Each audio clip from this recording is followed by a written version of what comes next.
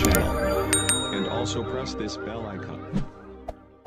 الحمدللہ رب العالمین والعاقبۃ للمتقین والصلاة والسلام علی سید الانبیاء والمرسلین اما بعد. معزز ناظرین السلام علیکم ورحمۃ اللہ وبرکاتہ. چلیے سنن و آداب کے سلسلے کو آگے بڑھاتے ہیں اور سونے کے آداب کو ترتیب وار آپ کی خدمت میں پیش کیے دیتے ہیں.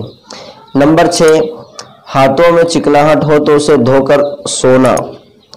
ابو داؤد شریف میں ہے، آپ صلی اللہ علیہ وسلم نے فرمایا، جو شخص اس حال میں سو جائے کہ اس کے ہاتھ میں چکناہٹ ہو اور وہ اس کو نہ دھوئے، پھر کوئی تکلیف پہنچ جائے تو اپنے آپ ہی کو ملامت کرے.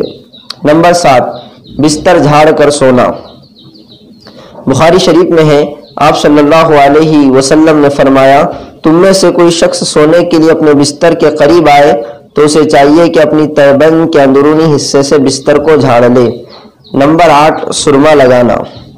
شمائل ترمذی میں ہے، حضرت عبداللہ بن عباس رضی اللہ تعالیٰ عنہ فرماتے ہیں کہ اللہ کے نبی صلی اللہ علیہ وسلم سونے سے پہلے اسمد سرما لگایا کرتے تھے. نمبر 9، سونے سے پہلے وصیت کرنا.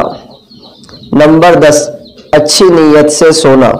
ترمذی شریف میں ہے، حضرت سلمان رضی اللہ تعالیٰ عنہ نے حضرت ابو درداء رضی اللہ تعالیٰ عنہ کو نصیحت کرتے ہوئے فرمایا کہ تیری ذات کا بھی تجھ پر حق ہے.